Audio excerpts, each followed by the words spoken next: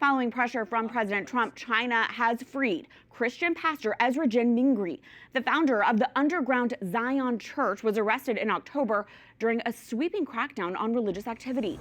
Jin's daughter, Grace Jin Drexel, joined EWTN News In Depth just 2 months ago to discuss her father's case. Her reunion with her father last week marked the first time she had seen him in 6 years.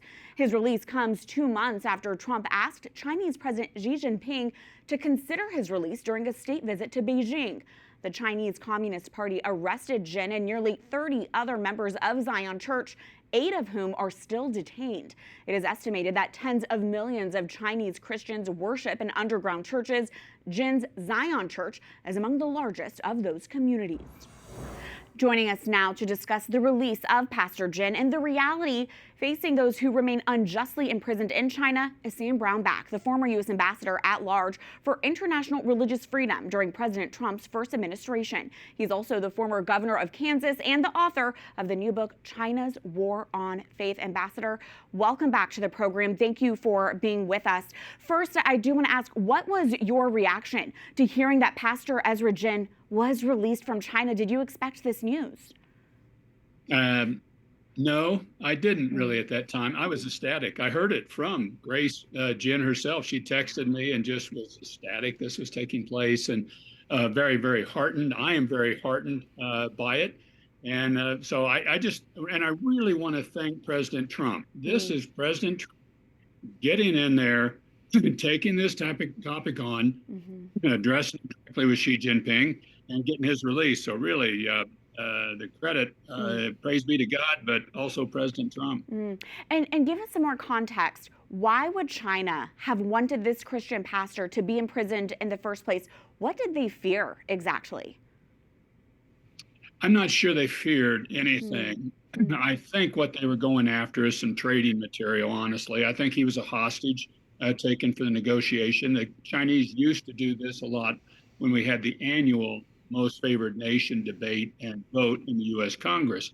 They would capture people that they knew we had an interest in, and then as kind of a catch and release program, they would release them. It's not saying they did that with Pastor Jin. They could have, and they retained several other members of the church as well. But I think it should be a warning and a signal to all of us of how the Chinese Communist Party looks at Christians. They are a threat.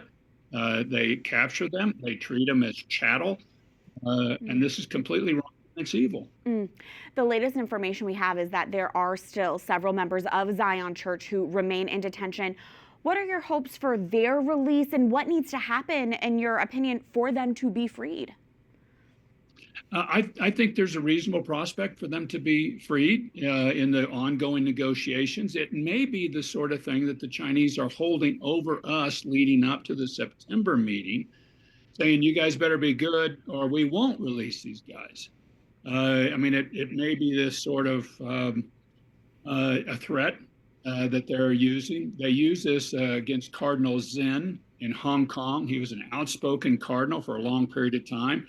Has since been not near as quiet, but they threatened to close the schools down and close down the church functions in Hong Kong, and effectively, in many respects, seems like silence him.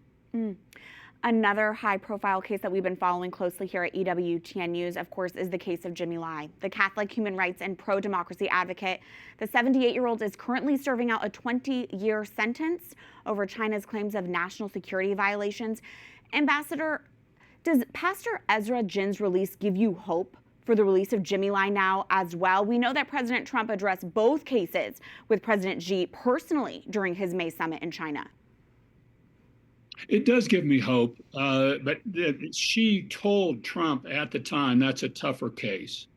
So you know then in Xi's calculation, this is just a higher profile, more difficult case to deal with. And I just think it's going to be harder than Pastor Jin's case. I think we need to keep pressing on it. We need to keep praying for it. He is a fantastic individual. He's somebody that does not deserve to be in prison. But it also highlights, again, the evil role of the Chinese Communist Party and how they look at their own people as just something to barter and use as hostages. This is their own people that they're doing this to. And Jimmy Lai does not deserve this. How would you like to see the Catholic Church respond to the reality of Christian persecution in China and the Communist Party? Be much more outspoken about it. Generally, the Vatican has taken the position of we're going to deal this through quiet diplomacy, but that hasn't worked. There are 9 Catholic bishops currently detained or missing in China that we don't know where they are. 9. And most Catholics don't even know that. I think we've got to be much more vocal. And we've got to see that silence doesn't buy favor from the Chinese Communist Party. It's when they start taking on some cost with these things that they actually finally see action. There was a big campaign to get Pastor Ezra Jin out. There's a big campaign to get Jimmy Lai out. That's the way you finally get their attention, is that it starts to cost them something in the public domain. And I think really the Catholic Church needs to raise its voice publicly about the evil in the Chinese Communist Party towards Catholics, towards Christians in general, towards Falun Gong, towards Muslims, towards Tibetan Buddhists. It's all across the board. And we really need to be much more vocal about this publicly. Well, we'll leave it there. Ambassador Sam Brownback, thank you so much for your time. My pleasure.